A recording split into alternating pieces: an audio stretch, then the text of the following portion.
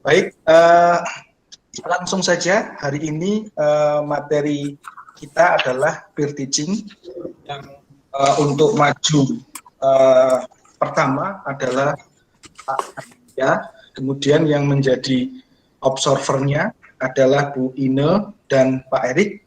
Pak Aditya, apakah sudah siap Pak Aditya? Siap Pak. Sudah ya, sudah kelihatan ganteng sekali ini ya. Luar biasa. Kemudian Bu Ine sebagai observer. Nanti lembar observasinya sudah di-download ya, Bu Ine ya? Sudah Pak, sudah. Baik, Pak Erik. Pak Erik bagaimana? Sudah bergabung belum? Pak Erik, oke. Pak Erik belum ya? Belum bergabung ya? Pak Erik satu SMK dengan Pak Haris apa Pak Aditya ya? Mungkin bisa dikontak terlebih dahulu. Beda Pak. Beda ya? Oh sama Bu Nurulia ya sepertinya ya? Kalau sama saya satu yayasan aja Pak.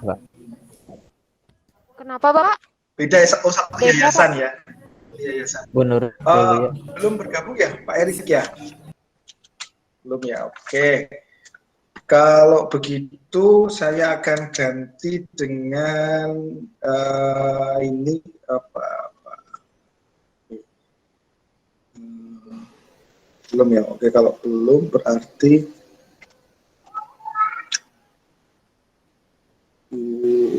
Burai sudah ya, Burai ke Pak Aditya ya.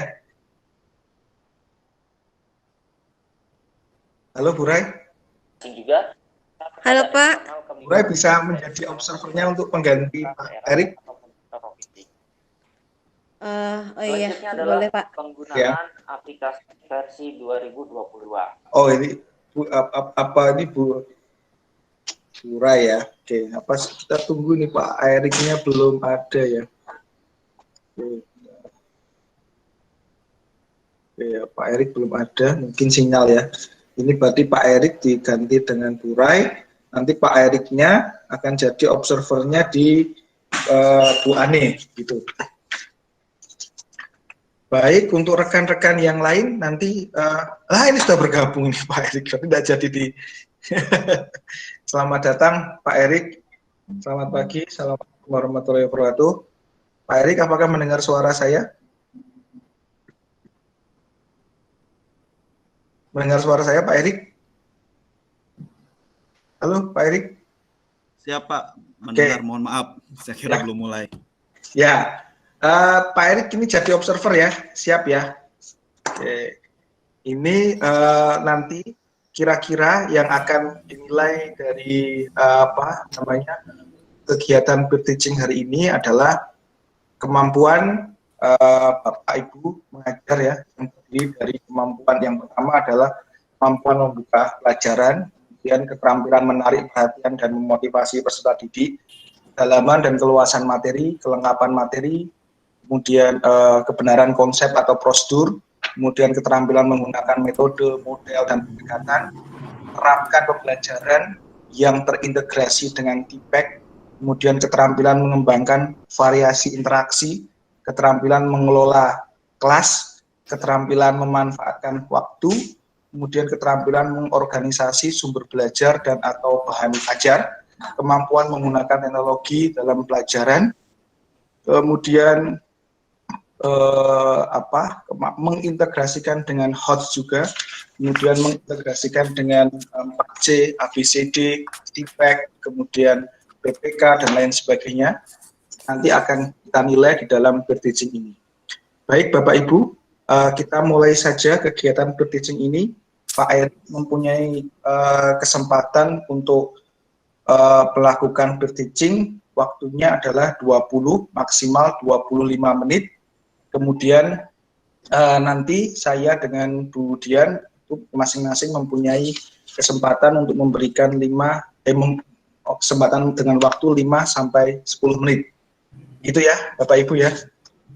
Baik Pak, waktu dan Waktu dan layar kami silahkan Pak Aditya. Sebelumnya Pak Aditya perkenalkan dulu Pak Aditya itu siapa, kemudian mengajar di mana. Nah, Budian kan belum kenal ya Budian ya. Silakan. Bismillahirrahmanirrahim. Assalamualaikum warahmatullahi wabarakatuh. Waalaikumsalam warahmatullahi wabarakatuh. Sebelumnya izin memperkenalkan diri khususnya untuk Ibu Dian. Salam kenal Ibu. Perkenalkan nama saya Aditya. Saya berasal dari saya berasal dari SMK Negeri 1 Garut, Bu. Cukup mungkin ya untuk perkenalan. Iya. Ya. Terima kasih Bapak. Ya, terima kasih Bu. Baik. Bismillahirrahmanirrahim. Assalamualaikum warahmatullahi wabarakatuh. Waalaikumsalam warahmatullahi wabarakatuh. Selamat pagi anak-anakku sekalian. Alhamdulillah hari ini kita bisa bertemu ya dengan Bapak. Baik, sebelum memulai kegiatan hari ini, kita biasakan diri untuk berdoa dulu ya. Saya lihat tadi yang pertama kali hadir nih Pak Haris nih. Pak Haris, tadi pertama kali masuk room ya Pak Haris ya. Silakan Pak Haris, tolong dipimpin doa Pak Haris. Ya, betul Pak. Tolong dipimpin doa Pak Haris. Siap. Baik.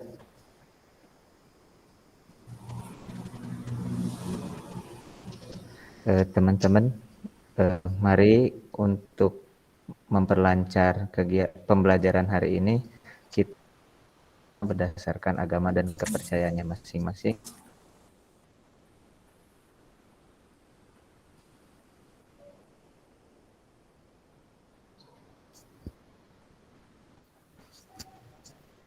Oke, terima kasih Pak Haris sudah memimpin doa.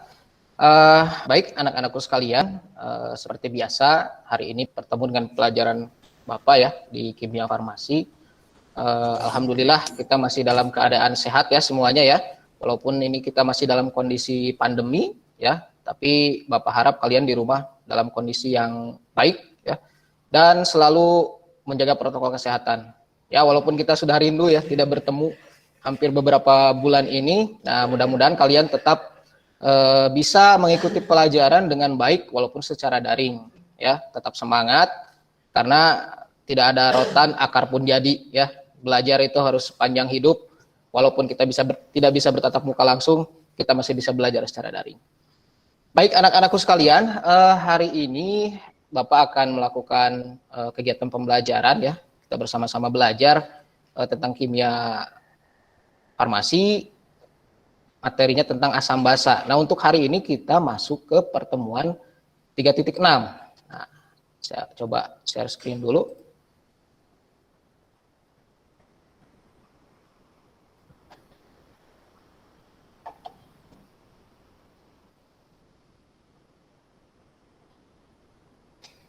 Oke, anak-anak sudah bisa melihat layar di depan? Sudah, Pak. Belum. Sudah Pak. Sudah. Oke, belum. Ya, terima kasih. Sebelumnya, karena ini kita pembelajaran daring, tolong semua perangkatnya kalian siapkan ya, termasuk mungkin nanti WhatsApp-nya diaktifkan ya, karena nanti ada beberapa hal yang harus Bapak share gitu ya ke kalian, jadi nanti WhatsApp-nya diaktifkan, nanti bisa dicek beberapa link yang di-share ya. Dan LKPD juga sudah Bapak sharekan ya kepada kalian, kemudian materi ajar juga sudah di-sharekan. Nah, nanti tinggal kita sambil proses berjalan sambil diperhatikan ya. Baik, hari ini kita masuk ke kompetensi dasar 3.6. Nah, KD3 pengetahuannya itu adalah menganalisis sifat-sifat larutan asam, basa, buffer, dan garam. Sedangkan untuk keterampilannya yaitu melakukan pengukuran pH terhadap larutan asam, basa, buffer, dan garam. Nah, tujuannya adalah nanti kalian ini diharapkan bisa mampu menganalisis zat yang bersifat asam dan basa yang berada di lingkungan sekitar, kemudian mampu membedakan teori asam basa Arrhenius, Lewis, Bronsted, Lowry, ya, mampu mempresentasikan hasil analisis tentang teori asam basa, mampu menghitung nilai pH asam basa, dan strateginya kita lakukan pembelajaran hari ini dengan cara berdiskusi kelompok, ya tentu saja pembelajarannya secara daring ya, interaktif kita ya, dengan modelnya PBL. Baik. Kita lihat dulu sedikit nih peta konsepnya. Nah, peta konsepnya seperti ini ya anak-anak. kita akan membahas tentang materi asam basa di mana ada beberapa submateri. Nah, untuk hari ini kita cukup batasi pertemuannya tentang teori asam basa dan pH larutan. Jadi ada 2 sub yang harus kita bahas hari ini. Baik.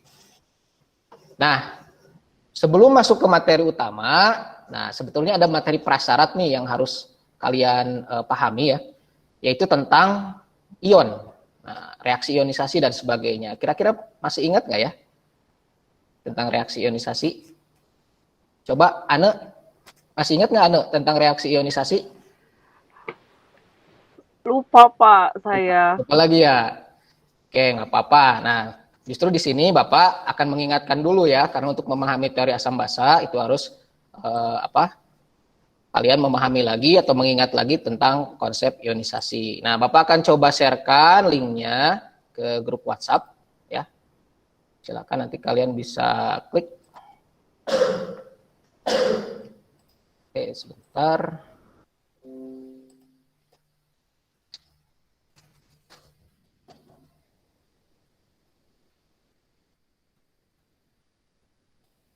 Oke. Nah, nanti kalian akan masuk ke sini ya, tentang collision.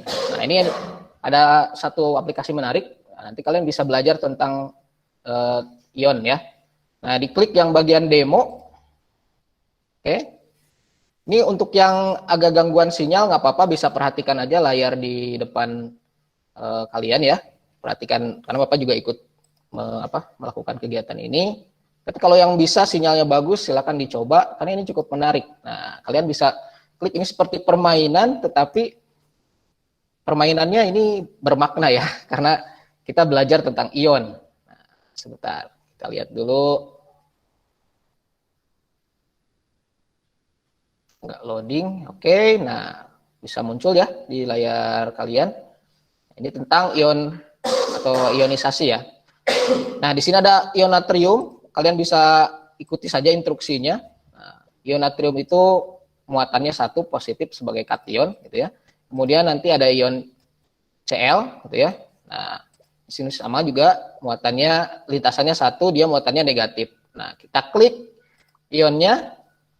Nah, akan berikatan menjadi senyawa ion atau natrium klorida, ya. Nah, ini sudah jadi.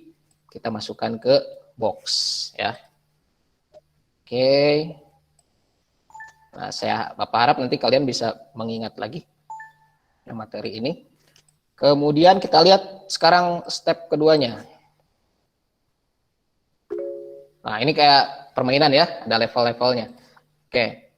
Di level 2. Nah, level 2 kita ada magnesium, muatannya 2. Nah, lintasannya di sini juga ada 2. Kemudian ada lagi oksigen, kita tarik. Nah, kemudian ini karena lintasannya 2, kita klik 2 kali. Nah, klik 2 kali sudah aktif, maka mereka akan bergabung ya. Nah, kita masukkan ke dalam box. Oke. Nah, sudah berikatan ya menjadi magnesium oksida. Oke. Itu contohnya, mungkin nanti kalian bisa lanjutkan lagi, atau boleh Bapak kasih waktu lah 5 menit ya. Kalian boleh otak-atik dulu gamesnya selama 5 menit, silahkan.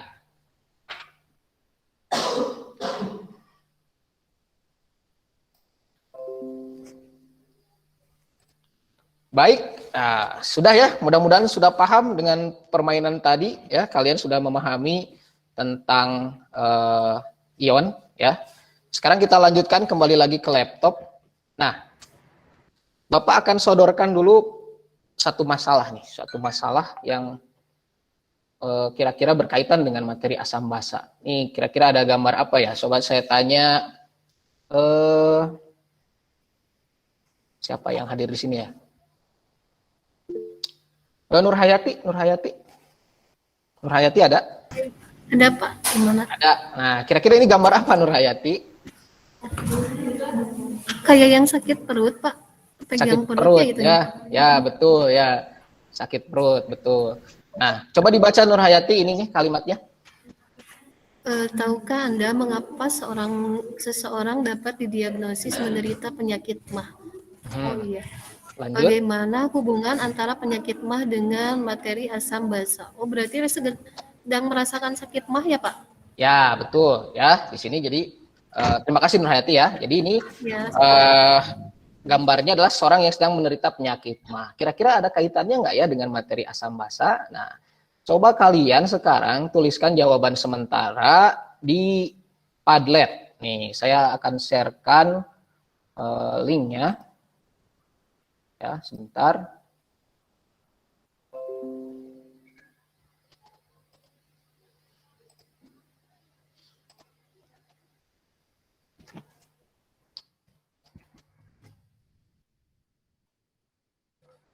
Oke.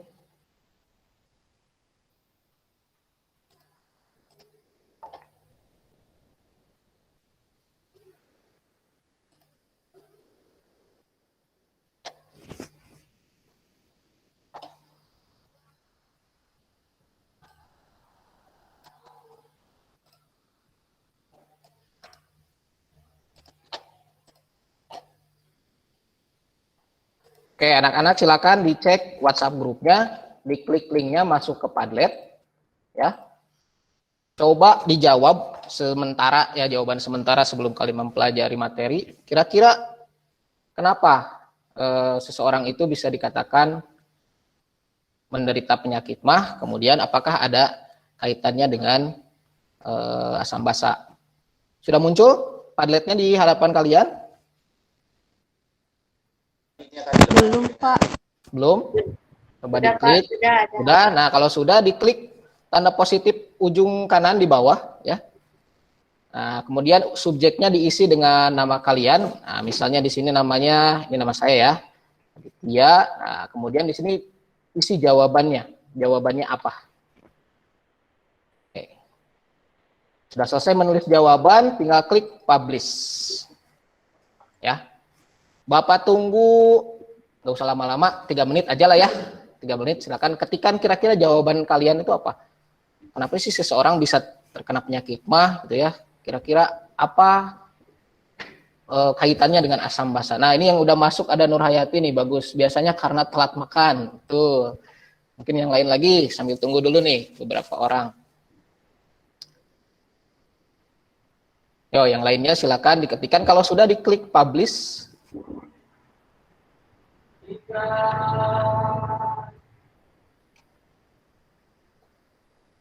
Oke.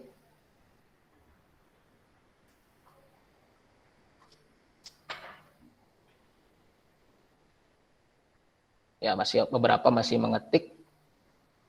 Wah, kelebihan asam lambung. Terima kasih. Coba ini nggak dikasih nama ya, siapa ya? Oke, Hasmia udah jawab. Oke, terima kasih yang sudah menjawab. Ya, kita kembali lagi ke laptop.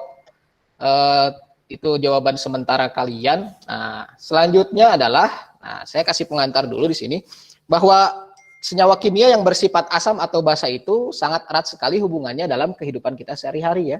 Mulai dari makanan atau minuman yang kita konsumsi, ya, kemudian obat-obatan, kosmetik, termasuk cairan dalam saluran pencernaan juga tadi ada yang jawab. Nah, sekarang coba cek di LKPD-nya masing-masing, ya. Itu sudah Bapak sediakan gambar untuk diidentifikasi nih. Ada 5 gambar, ya. Kira-kira ini termasuk asam atau basa, ya. Silakan ini dijawab individu ya, sendiri-sendiri. Cuma dilingkari aja asam atau basa, ya. Kemudian sebutkan di sini ciri-cirinya ya. Kalian simpulkan ciri-cirinya zat asam itu zat basa itu apa. Oke, 2 menit ya, tidak terlalu banyak, ini gampang. Baik. Coba saya mau tanya Hasmia. Hasmia ada Hasmia? Hadir, Pak. Hadir. Coba disampaikan hasil pekerjaannya yang barusan. Ini kira-kira gambar apa saja? Kemudian kira-kira asam atau basa nih? Silakan Hasmia. Jeruknya asam, Pak. Jeruk asam. Terus? Ya. Kecil sekali gambarnya, Pak. Gambarnya kecil. Oke, saya besarin dulu sebentar Hasmia. Ya, Pak. Kekecilan gambarnya, Kecilan. Pak. Iya. Siap. Nah, sudah. Lanjut Hasmia. Cukanya asam, Pak. Oh, cuka apel asam. Lanjut lagi. Ya. asam. Ini apa ini Pak? Obat ya? Ya, obat. Ini ada 2 obat, Nah. yang satu asam mefenamat, yang satu milanta. Kira-kira asam basa atau gimana? Nggak tahu Pak ini asam atau basa. Belum tahu ya, nggak apa-apa. Pahit mungkin Pak, pahit. Pahit. Pahit. Obat itu pahit kan ya? Oke. Terus yang Sabun. sabun itu kira-kira apa? Sebenarnya asam atau basa? Basa Pak. Basa Pak. Basa. Basa ya. Oke. Iya, sebenarnya untuk basah kan, kalau mandi basah, Pak. Iya, Mandi betul. basah. Kalau mandi basah. Jadi Kalau mandi eh, kering Sabun wangi, Pak. ya. Oke. Jadi ini coba kalian identifikasi. Terima kasih ya tadi ya Hasmia ya sudah menjawab. Mungkin pertanyaannya beda-beda ya. Pertanyaannya maaf. Jawabannya beda-beda ya. Sedikit dulu sementara jawaban kalian. Nah, boleh dituliskan di sini ciri-ciri zat asam dan zat basanya apa. Ya. Oke, kemudian berikutnya adalah kembali lagi ke laptop.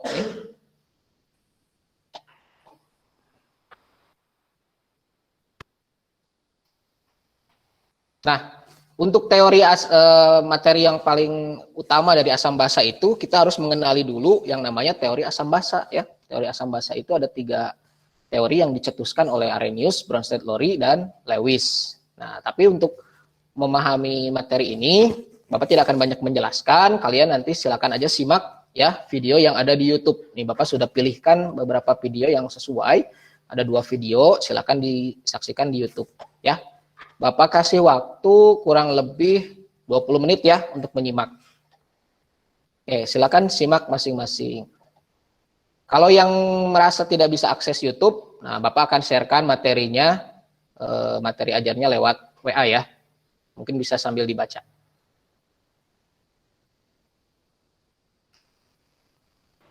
Pak mau nanya, Ya, boleh. sambil disimak sambil dicatat nggak Pak? Apa kita nonton aja? Boleh ya. Kalau kalian misalnya lebih nyaman biar gampang ingat dicatat, boleh sambil dicatat ya untuk memudah memahami. Boleh, silakan. Ya Pak. Baik, sudah selesai ya menyimaknya. Nah, selanjutnya kita lihat ke laptop lagi nih. Nah, di sini ada, setelah tadi kalian menyimak tentang teori asam basa ya, di sini ada simulasi nih tentang larutan asam basa. Nah, kalian bisa klik linknya ya. Bapak akan sharekan juga di grup. Sebentar. Oke. Nah, kalian bisa akses. Kemudian, nah nanti tampilannya seperti ini. Kalian klik introduction. Nah, sekali lagi kalau yang nggak bisa akses, bisa perhatikan layar aja ya. Nanti Bapak juga sambil menjelaskan. Nah, di sini kita ada simulasi nih, simulasi tentang asam basa. Ya, di sini ada contohnya, ada air, ada larutan asam kuat, ada larutan asam lemah, ya.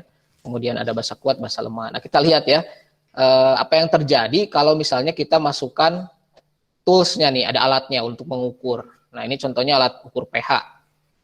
Nah, bisa diperhatikan. Coba saya tanya Nurulia, mana Nurulia? Nurulia hadir? Hadir, Pak. Hadir. Bisa dilihat di layar ya Nurulia ya? Bisa, iya bisa. Nah, air itu nilai pH-nya berapa nih menurut alat ini? 7 kayaknya, Pak. 7 ya? Oke. Ya. Sekarang coba kamu tebak ketika Bapak ganti menjadi asam kuat, kira-kira pH-nya bakal naik atau turun? Kalau asam kayaknya naik ya, Pak ya? Naik. Apa Oke, turun kita ya? buktikan ya. Masih Ya. belum yakin ya. Kita buktikan ya Iya. Nurul ya. Bapak ganti nih larutannya menjadi asam kuat. Nah, seperti ini. Nah, ketika dimasukkan, nah ternyata gimana Nurul ya pH-nya? Turun, Pak. Turun Berarti ya. dia asam ya, Pak ya? Ya, betul ya. Jadi kalau senyawanya asam, ya pH-nya menjadi turun. Nah, kalian juga bisa perhatikan di sini. Terima kasih ya Nurulia ya. Bisa perhatikan di sama-sama. sini bahwa air itu ternyata kalau di dalam kita pakai mikroskop nih ya, yang besar gitu ya. Ternyata molekulnya tuh seperti ini ya. Ada yang sebagian menjadi asam, ada yang sebagian menjadi basa. Tapi itu jumlahnya hanya sedikit ya. Nih, mayoritas jumlahnya itu masih dalam bentuk air. Nah, maka yang terionisasi itu bisa dikatakan bahwa air terionisasinya sebagian, ya, karena sedikit yang menjadi asam dan menjadi basa, atau yang terpecah menjadi ionnya itu hanya sedikit. Tapi kalau kita lihat asam kuat, nah, ya, asam kuat di sini molekulnya kan yang ini ya Ha. Nah, di sini sudah nggak ada tuh Ha-nya, ya, yang bentuknya seperti ini sudah tidak ada. Yang ada justru yang orange dan biru. Nah, maka ini artinya adalah Ha itu asam kuat, semuanya terionisasi semua atau sempurna. Ya, gitu. Nah, di sini juga kita bisa menggunakan peralatannya, ada lakmus nih, ya, kertas universal. Kita tinggal cocokkan warnanya berapa, ya, sesuai dengan angka berapa. Atau kita juga jadikan ini sebagai indikator nih. Ternyata kalau senyawa asam, nah, dimasukkan ke elektroda, ya, itu bisa menyalakan lampu. Coba ini saya mau tanya nih, nebak aja nih, ke siapa? Ke tadi Bu Hasmia sudah, ke Wahyuniza. Wahyuniza mana Wahyuniza? Wahyuniza ada? Ada ya. Nah, ini kan asam kuat ya Wahyuniza. Ini nyala lampunya kan terang ya. Tuh? Ya. Nah, kalau Bapak ganti larutannya jadi asam lemah, kira-kira pilihannya nyala lampunya makin terang, atau justru redup, atau malah tidak nyala? Kalau asam lemah. Kayaknya ya Pak ya. Gimana? Mungkin kayaknya agak redup gitu lampunya. Agak redup. Oke, coba kita perhatikan ya. Bapak ganti ke asam lemah, nyalanya seperti apa? Nah, gimana Wahyuniza nyalanya? Iya, agak redup ya Pak. Redup, betul ya. Kalau asam kuat, nah terang ya. Nah, ini juga bisa dijadikan ciri bahwa asam kuat itu elektrolit yang sangat bisa mengantarkan listrik ya. Yang lemah itu dia lebih sedikit atau lebih kurang. Baik, oke, berikutnya kita kembali lagi ke laptop. Nah, setelah menyaksikan semua video kemudian simulasi tadi, silahkan sekarang kalian masuk ke diskusi kelompok ya, menggunakan LKPD masing-masing yang sudah dibuat, sehingga nanti bisa menyimpulkan ya dari pertanyaan awal tadi, kira-kira apa yang bisa disimpulkan dari teori tentang asam basa. Baik, sebelum ke diskusi, ada yang mau bertanya dulu?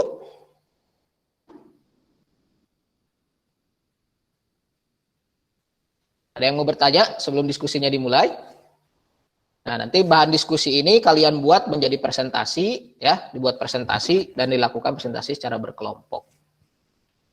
Oke, kalau tidak ada pertanyaan, diskusi bisa dimulai. Bapak kasih waktu kurang lebih 30 menit ya, karena kita memang waktunya cukup panjang nih, ada 4 jam hari ini, jadi silakan dilakukan diskusi bersama kelompok.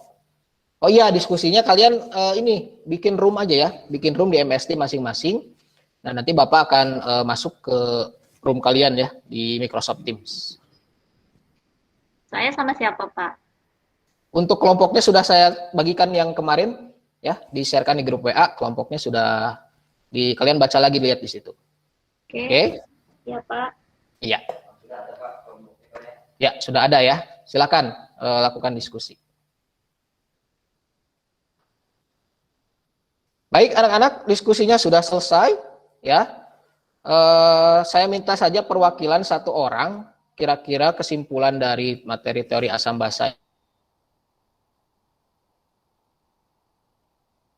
Minta Nurhayati deh, Nurhayati, coba berdasarkan pertanyaan di awal, jadi kira-kira kesimpulannya seperti apa?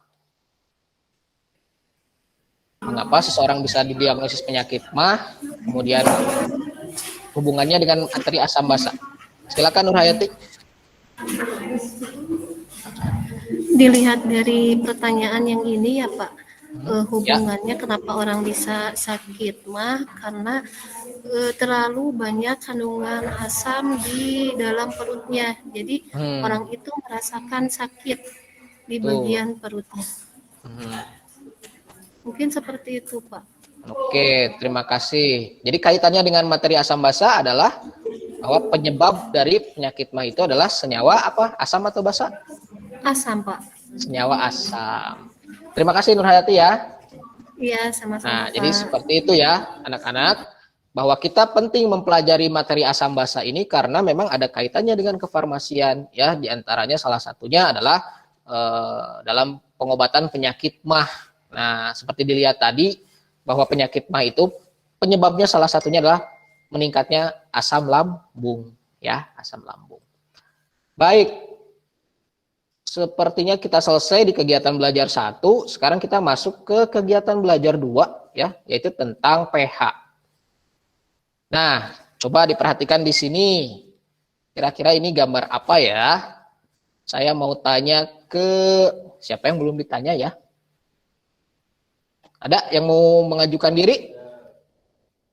Oh, Beta nih kayaknya. Haris tuh Pak, belum ditanya tuh Pak, Haris Pak. Oh, Haris. Tapi Bapak Erik tuh, Pak.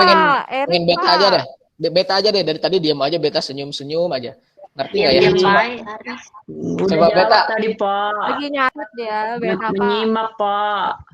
Oh, menyimak ya? Iya Pak. Ya, coba yang ini Beta. Dilihat gambarnya sudah muncul di layar? Sudah Pak.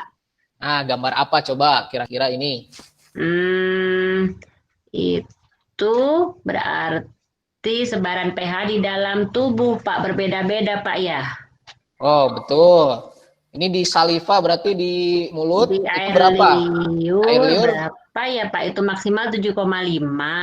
Kalau di darah maksimal 7,45. Nah, yang ekstrim di lambung ya Pak, cuman 2 Pak pH-nya. Nah, berarti di antara semua ini yang asam itu di organ mana? Lambung. Ya, betul Beta ya. Terima kasih Beta. Nah, jadi teman-teman yang lainnya juga bisa perhatikan di layar ya, bahwa di dalam tubuh kita juga ya terdapat senyawa asam dan basa gitu ya, yang berkaitan dengan pengaturan pH di dalam tubuh. Di mana beda-beda ya, di saliva beda, di dalam darah beda. Nah, tadi yang sudah dibahas di awal di lambung ya, itu yang paling asam tuh karena ada asam lambung HCl. Nah, ini juga pH-nya 2.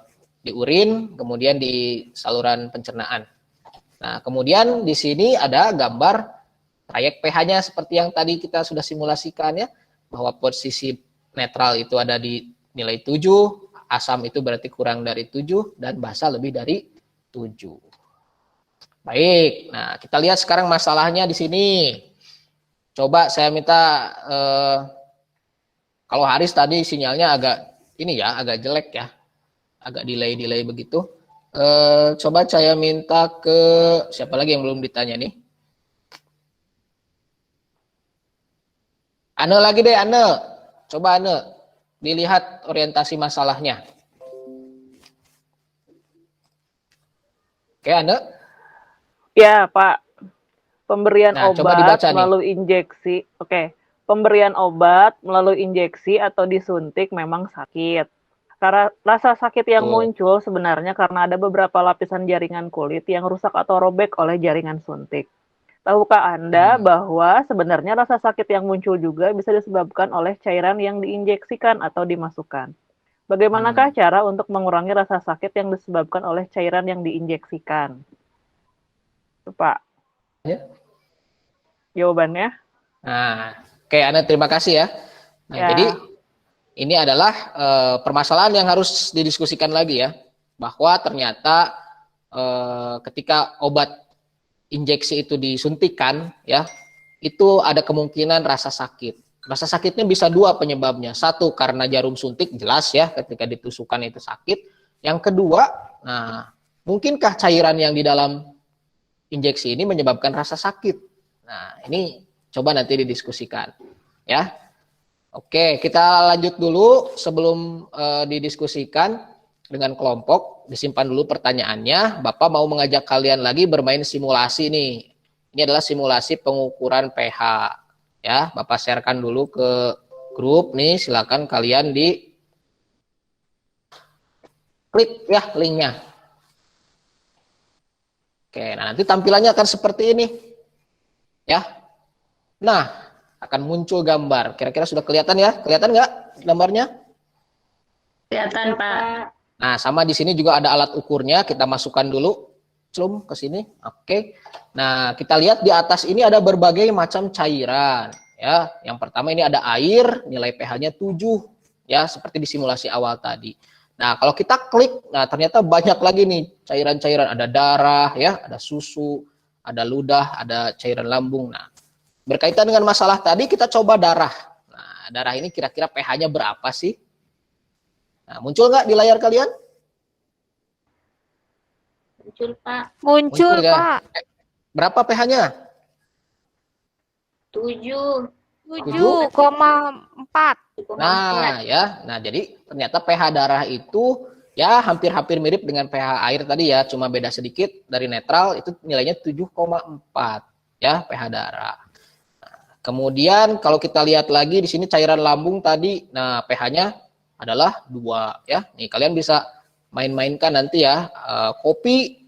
Nah, yang suka minum kopi nih hati-hati juga ya karena pH-nya ternyata cukup rendah ya. Itu 5,0, berarti kopi itu cenderung lebih asam. Nah, kemudian ada susu.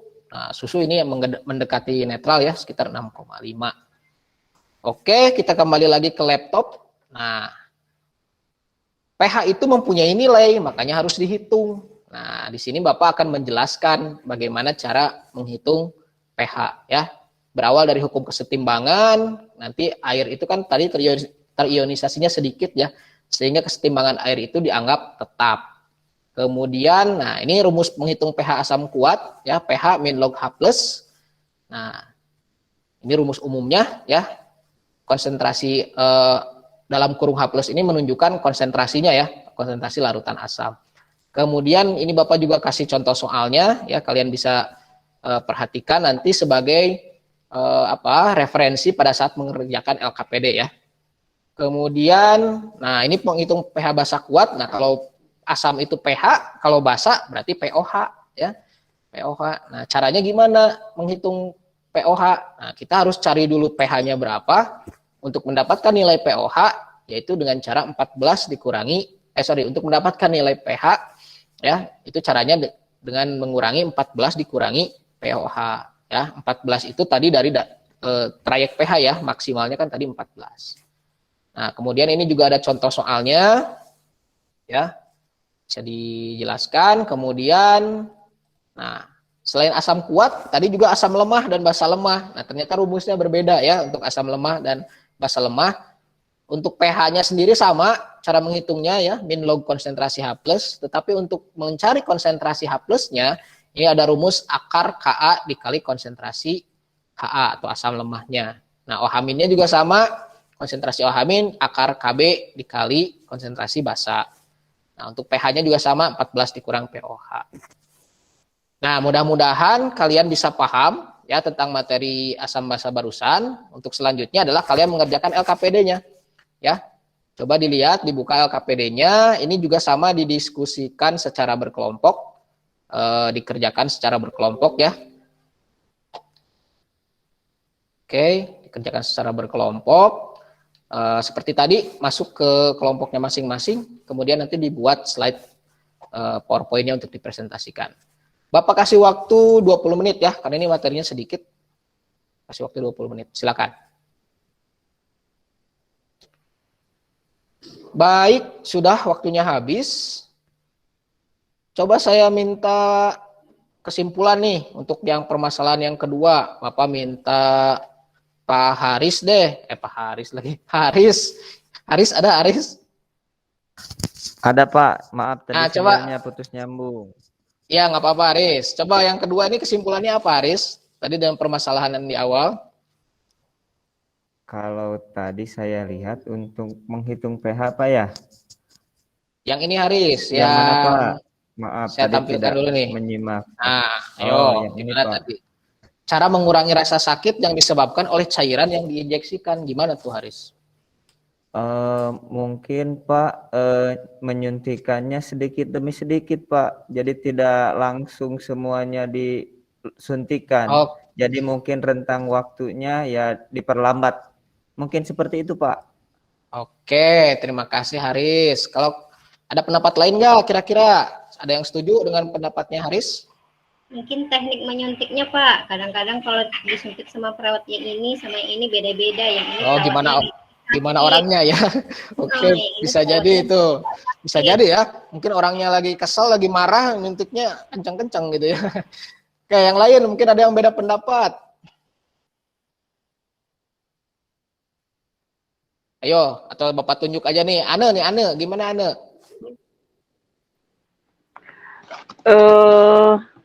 Itu kali Pak, tadi pelan-pelan nyuntiknya, atau enggak habis nyuntik langsung dikompres biar nggak sakit. Oke, betul ya. Beberapa bisa disimpulkan penyebab dari sakitnya itu memang banyak faktor. Tetapi ada satu hal ya yang tadi mungkin kalian lewatkan ketika belajar tentang pH. Nah, ternyata ya cairan pada obat tersebut kalau disuntikan itu ya tadi pH-nya harus sama dengan pH darah, terutama obat yang diinjeksikan melalui pembuluh darah ya. Jadi pH-nya harus sama dengan pembuluh darah. Tadi pH-nya berapa pembuluh darah itu? Beta masih ingat? pH pembuluh darah tadi berapa? 7 Pak, 7,4.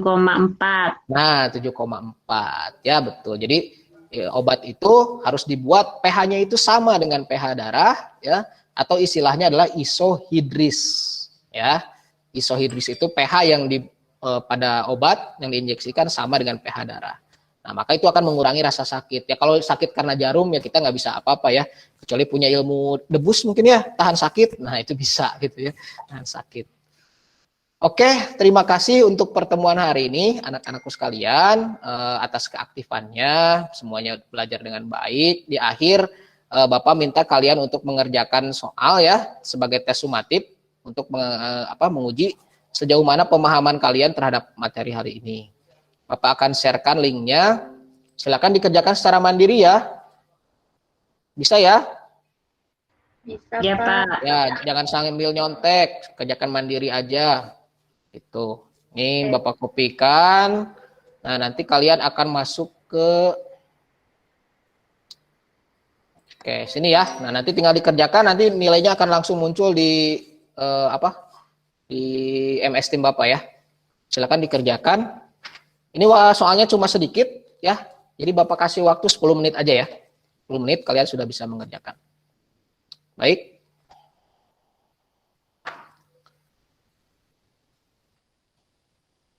Oke, waktunya sudah habis ya. Hasilnya sudah muncul. Terima kasih yang sudah mengerjakan. Nanti untuk yang nilainya di atas 6,5 ya, Bapak kasih tugas berikutnya untuk memperkaya wawasan kalian. Ya, tapi untuk yang masih kurang nanti kita bisa belajar lagi bareng ya. Nanti kalian kerjakan lagi tesnya untuk bisa memperbaiki nilai yang sebelumnya. Oke, terima kasih. Itu saja untuk pertemuan hari ini. Kita bertemu lagi minggu depan. Materinya masih asam basa ya. Tetapi subtopiknya kita nanti ke larutan penyangga. Nah, larutan penyangga atau dapar atau buffer. Bukan baper ya, hati-hati nyebutnya buffer pakai F. Ini biasanya orang Sunda ini yang sebutnya baper ya. Ya, itu beda. Nah, jadi minggu depan kita ketemu lagi di jam yang sama, di channel yang sama ya. Jangan sampai terlambat. Terima kasih semuanya. Assalamualaikum warahmatullahi wabarakatuh. Waalaikumsalam warahmatullahi wabarakatuh. Hatur nuhun. Terima kasih semuanya. Ini karena waktunya yang memang kejar-kejaran mungkin masih banyak kekurangan. Terima kasih Pak Dante, Bu Dian. Mudah-mudahan sama-sama Bapak. Berikan masukan dan kritik, masih banyak kekurangannya. Terima kasih. Baik, terima kasih peer teaching yang telah dilakukan oleh Pak Aditya, luar biasa sekali. Mungkin pesertanya sangat interaktif sehingga waktunya terasa nyaman ya, lama gitu ya. Nanti peserta yang kedua nanti untuk Pak Alam nanti perhatikan waktu ya. Silakan Bu Dian untuk memberikan masukan kritik dari yang nanti akan diaplikasikan ketika Pak Adit melakukan PPL di sekolahnya. Silakan Bu Dian. Ya, terima kasih Bapak. Selamat pagi Pak Dante, selamat pagi Bapak Ibu semuanya. Terima kasih atas waktu diberikan. Sebenarnya tidak ada kritik sih Pak. Pembelajaran yang dilaksanakan oleh Pak Rizal itu sangat bagus, kemudian interaktif, kemudian banyak pula games-game dan simulasi yang menarik. Saya yakin nanti kalau diberikan kepada murid-muridnya, pasti murid-muridnya akan juga menarik lagi. Di sini cuma nanti saya bukan kritik ya, hanya sedikit masukan. Minta tolong kepada Bapak Rizal, studi kasus yang pertama, Aditya, Bu. misalkan tentang penyakit mah dan Aditya, semuanya. Bu, ya. Tapi tolong dengan juga, maaf, Pak Aditya. Oh ya, mohon maaf Pak Aditya. Jadi misalkan untuk studi kasus yang pertama, seperti yang untuk penyakit mah, tadi kok saya belum menemukan solusinya seperti apa. Mungkin nanti pada waktu Anda membuat materi selanjutnya, ada studi kasus, ada penyelesaiannya. Jadi kan anak akan mendapatkan apa yang lebih pasti dalam suatu permasalahan. Untuk yang lainnya sih saya pikir sudah sangat-sangat bagus. Mungkin itu saja Bapak masukan dari saya. Saya kembalikan monggo Bapak Dante. Terima kasih Bu Bian yang telah memberikan masukan. Menurut Pak Aditya, ini proses pembelajaran Pak Aditya apakah sudah mencakup TPEC, kemudian STEAM, bisa dikira-kira secara garis besar yang menunjukkan proses pembelajaran Bapak itu terintegrasi TPEC dan STEAM-nya? Bisa Pak. Jadi untuk TPEC itu sudah terintegrasi ya tadi selama proses pembelajaran, penggunaan teknologi, kemudian secara pedagogik juga saya sudah menggunakan model PBL, berusaha semaksimal mungkin melontarkan dulu permasalahan, kemudian untuk kontennya itu sudah sangat berusaha untuk dipadatkan dan disesuaikan dengan jam, dengan materi juga ya, dan knowledge tentu saja tadi penggunaan bantuan alat-alat bantuan untuk menambah pengetahuan siswa, memudahkan siswa untuk mempelajari kimia itu sudah saya integrasikan. Kemudian untuk STEAM-nya dari segi sainsnya, kemudian teknologinya juga sama. Mungkin tadi yang terlewat Pak, engineering sebenarnya ada itu tentang penyusunan atau langkah-langkah bagaimana cara menghitung pH. Cuma di sini tadi karena waktu ya akhirnya ke skip dan ini agak terlewat tadi. Sebenarnya sudah di perangkatnya sudah dibuat gitu Pak untuk yang engineeringnya. Kemudian artnya saya ambil dari tugas siswa membuat PowerPoint dan matematiknya itu jelas dari perhitungan pH tadi. Sebenarnya perhitungan pH juga tadi kalau tidak diburu waktu anak itu sampai mengerti gitu Pak harusnya gitu. Ini tadi banyak di sini anggap itu pada pinter gitu. Ya 20 menit ya, memang berat sekali Pak. Kita kan hanya abstraknya saja Pak. Nanti kan pada waktu prakteknya itu di BPL Bapak bisa mengorganisasi waktunya sendiri. Siap. Gitu Pak Adit. Menurut Pak Adit, proses pembelajaran Pak Adit itu termasuk PBLK atau PJBL? Mana yang menunjukkan PBL atau PJBL?